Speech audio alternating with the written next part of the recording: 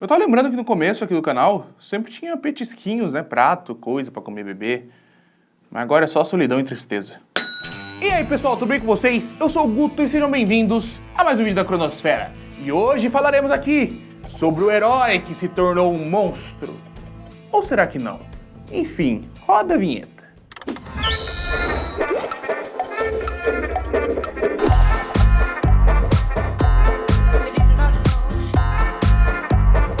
Como muitos já devem ter percebido pela thumbnail desse vídeo, trataremos aqui do anime Overlord, as suas 3 temporadas, então caso você não tenha assistido, é de certa forma spoiler. A experiência vai ser um pouco comprometida se você assistir esse vídeo, então enfim, eu recomendo que pause, vá assistir o anime, que é maravilhoso, 3 temporadinhas, e depois volta pra cá. A 3ª temporada chocou muitos dos espectadores de Overlord que passaram a pensar, nossa, o Ainz se tornou um monstro. Mas será que é realmente assim? Será que ele se tornou? Tornar-se é um termo que se remete à transformação, a uma mudança. Isso significa que ele era uma coisa e virou outra, diferente do seu estado inicial. O que não é exatamente o caso. O que foi realmente transformado durante o anime foi o ponto de vista do espectador, por conta da construção de universo e da construção dos outros personagens que não sejam o Ainz. E isso eu acho que é muito bem feito durante esses episódios, cada temporada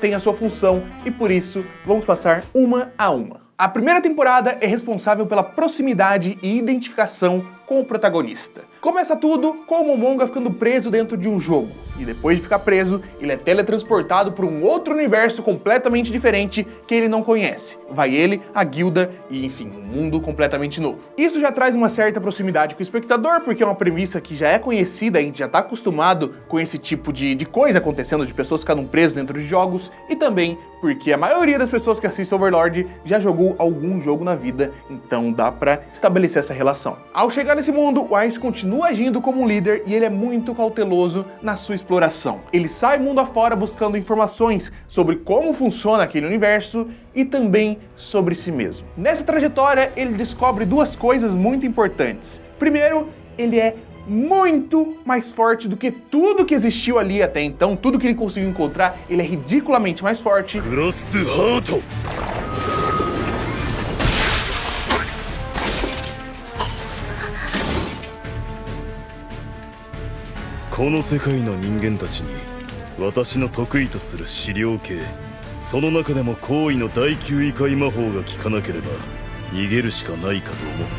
E que também ele tem 0 sentimentos quanto à humanidade. Dó, pena, remorso, culpa, ele não sente nada disso. E isso é muito importante, então lembre-se.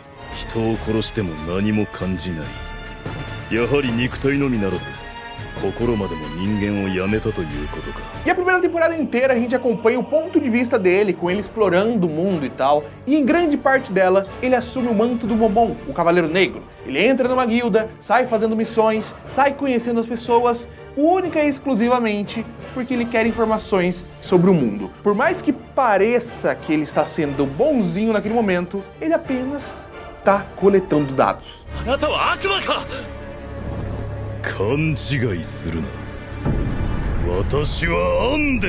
E nesse processo a gente tem alguns indícios do quão longe o Ainz está disposto a ir para conseguir suas informações e para conseguir seus objetivos. Desde o comecinho que ele mata alguns soldados humanos e, enfim, não sente nada mesmo, até mesmo quando ele está lutando contra aquela organização da seita demoníaca de não sei o que ele estoura a coluna, estoura os ossos da moça com as próprias mãos. Enquanto alega estar se divertindo e não sentir nada pelo que está fazendo.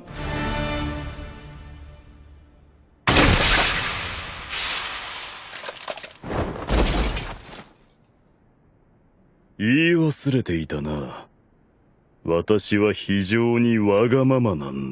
ali já mostra que ele capturava alguns aventureiros aqui e ali, levava eles pra Nazarick para poder fazer experimentos. Mas o ar negativo nesse tipo de coisa, tanto em capturar pessoas para fazer experimentos e estourar pessoas com a própria mão, a gente não consegue perceber muito bem assistindo a primeira temporada pela primeira vez, porque a gente está preso naquela ilusão do B10. Nossa, o Ainz é muito diferente de todos os outros protagonistas que a gente já viu de anime, de jogo. Ele não tá aqui tentando sair, não sei o que. Ele tá querendo viver, ele tá dominando os NPCs, ele tá dominando tudo, tá botando tudo pra baixo, tá matando tudo que ele precisa, tá fazendo um monte de coisa. A gente fica preso nessa ilusão da fodacidade do personagem. E no final das contas a gente não se importa tanto, porque afinal de contas, são NPCs, não são?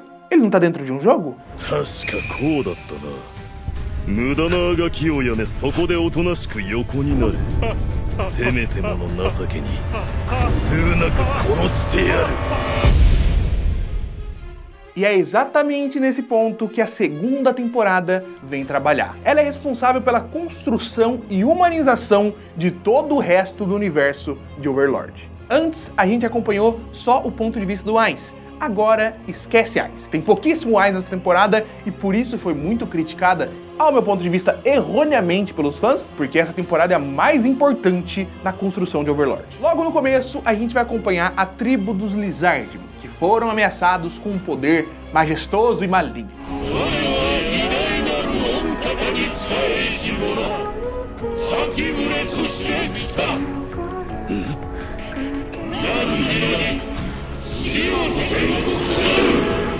E isso é explorado de um jeito completamente diferente do que era o poder do Ainz. A gente está acompanhando uns bichos que teoricamente eram NPCs, mas a gente aprofunda nas suas raízes. A história dos Homens-Lagarto, a cultura, como eles realmente são. Cada um tem sua personalidade, cada um tem sua importância. Tem o líder que é preocupado com sua tribo, não sei o quê. Tem o forasteiro que só quer fazer o melhor, mas ele sofre preconceito de todas as tribos. Tem a líder que carrega um peso de um passado muito triste envolvendo o canibalismo da tribo dela e não sei o quê. Enfim, a gente entra nesses personagens. A gente acompanha a história do ponto de vista deles, os medos, as esperanças, os planos, como eles quebram as rivalidades entre as tribos dos Lizardmen, que durou anos e anos apenas para se manterem vivos. だが、慰めは言いたくない。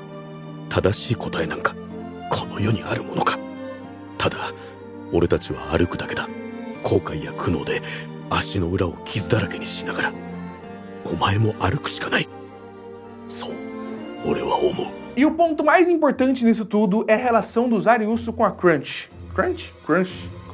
Naquela relação simples a gente vê que mesmo homens lagartos, humanoides do pântano, amam. Eles conseguem estabelecer relações de amor, relações de amizade, todo tipo de relação que nós, humanos, espectadores, temos, eles também têm. E mesmo assim, o Ainz desfere ataques mortais àquela tribo, matando muitos e muitos lagartos, e os que sobreviveram, ele subjugou e botou todos sob seu comando. 大丈夫。ね、心配するのは後にして。今は休んで疲労を回復させないと。そうさせてもらう。 E depois disso temos aquele pequeno arco do Sebas. O Sebas encontrou uma escrava sendo jogada na rua, que estava com a mente e corpo totalmente destruído, e ele não tinha razão nenhuma, e nem é do feitio de Nazarick cuidar de humanos, principalmente humanos aleatórios. E mesmo assim, o Sebas acolheu a Tuari, protegeu ela, cuidou dos ferimentos, fez tudo o que era possível para que ela ficasse bem.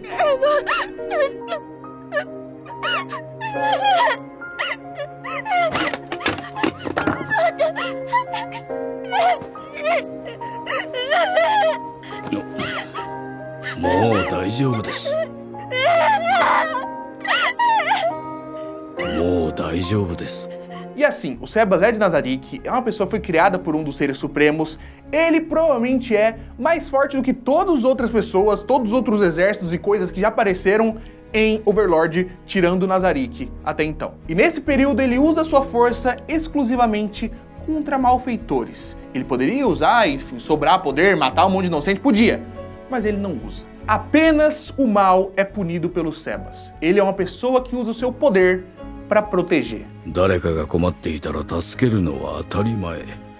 私を生み出された至高の御方タッチミー様はいつもそう言っておられた。だからこそ私も同じようにしてしまうのでしょうか。これは呪いなんでしょうかね。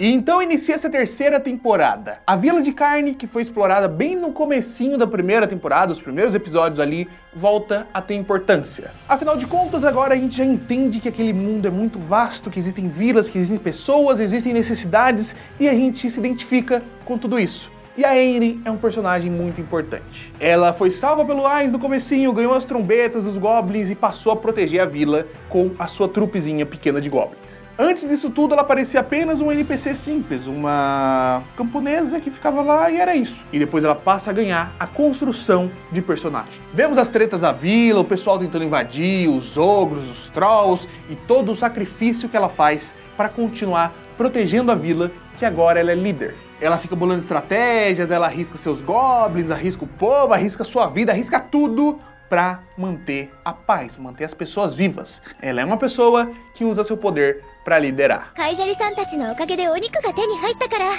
頑張って美味しいスープを作りました。ナイスカッそんなことないですよ。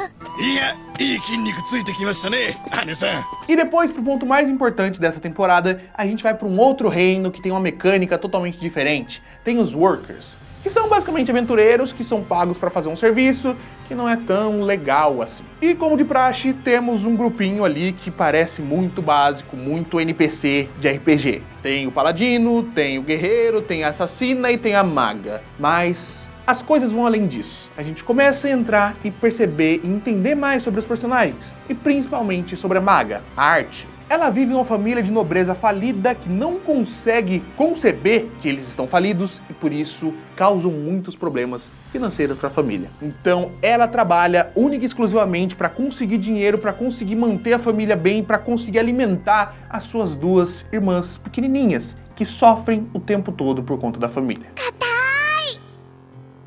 クーデはお部屋お姉様のお手って硬いよね。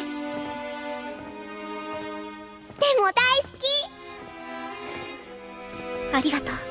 Então ela encontra uma missão onde ia conseguir bastante dinheiro, ia conseguir sumir daquela casa e levar suas duas irmãs para morar com ela. Finalmente, depois de tanto tempo, eles vão e tudo era uma armadilha do Ainz. アルベドよ、一人として無事に返すな。 もちろんでございます。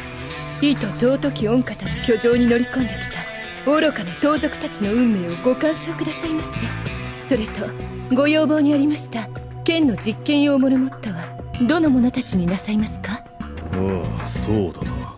Os Workers começam a entrar nas catacumbas perdidas, que na verdade era Nazarick, e lá são presos, capturados e torturados. これから長い付き合いになるのよ。これくらいで泣いてたら大変よ。 E pra botar a cereja no bolo, ele decide enfrentar um dos grupos pessoalmente, que é o grupo da Arte. E ele é obviamente muito, mas muito mais forte do que todos eles e simplesmente acaba a luta, não tem o que acontecer. E no final, como piedade, depois do pessoal implorar pra ele não matar a Arte, porque enfim, ela precisava viver e porque a gente sabe o porquê que ela precisa viver, porque ela tem duas irmãs que estão precisando dela, Ainz a sentencia à morte. 私たちは死んでも構わない。でもあなたの素晴らしい友人と同じような行動をとる私たちに免じてあの子だけは助けてあげて。あの娘に恐怖を教えてやれ。生還という甘き希望からの事実と直面した時の絶望への落差をもって罰としよう。その後で苦痛なく慈悲深く殺せ。 Então a gente vê aquela personagem que estava trabalhando apenas para levar comida, levar dinheiro para sustentar suas duas irmãs pequenas que estão em casa sofrendo e chorando. E ela é morta pelo protagonista. O protagonista, no caso, manda matar ela a troco de nada. O Ainz não precisava levar as pessoas para aquela catacumba. Ele não precisava matar ninguém daquelas pessoas. Ele apenas está fazendo porque ele quer e porque ele precisa aumentar os seus poderes. なぜそのようなことを。神の存在証明を行うためになんて冗談はやめよう。真の狙いは力を解明することでより強くなれるかもしれないということさ。 Como se isso não fosse suficiente, em alguns episódios depois ele entrou no meio da guerra, em um único movimento matou 70 mil soldados. E com isso spawnou as cabras do diabo que saiu pisoteando mais um monte. E depois de promover essa carnificina, matar tantas pessoas, muitas pessoas inocentes, pessoas puras que estavam ali no meio, tentando proteger suas famílias, Ainz pede aplausos. 喝采せよ我が至高なる力に喝采せよ Ele quer ser glorificado exclusivamente por ser muito mais forte do que todo mundo e por ter feito uma chacina. E qual a diferença desse Ainz para aquele Ainz do começo da primeira temporada? Quase nenhuma. Ele simplesmente conhece mais sobre seus poderes, sobre seus limites e sobre aquele universo. A pessoa que ele era desde o começo, o cara que matou impiedosamente alguns soldados apertando o coração deles, é a mesma de hoje em dia. O que muda em todo esse processo é a sua concepção, o seu ponto de vista, alterado pela empatia. お姉様、いつ帰ってくるんだっけ？もう少しだよ。本当に？本当だよ。お姉様帰ってきたら引っ越すんでしょ？そうだよ。お姉様、まだかな？まだかね？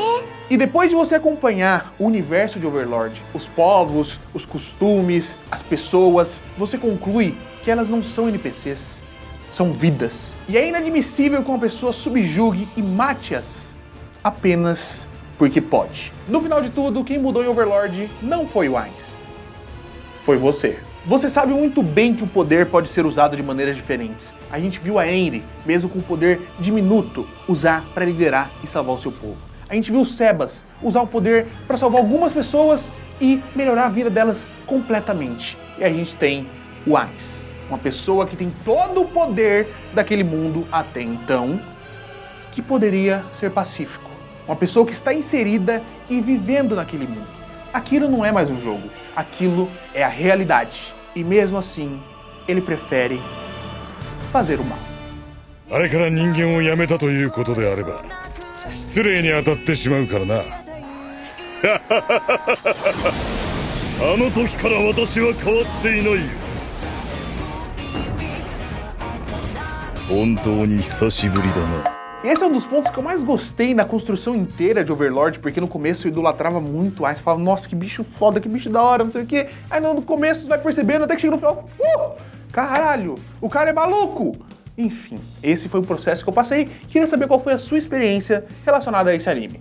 Vou ficando por aqui e vejo vocês na semana que vem.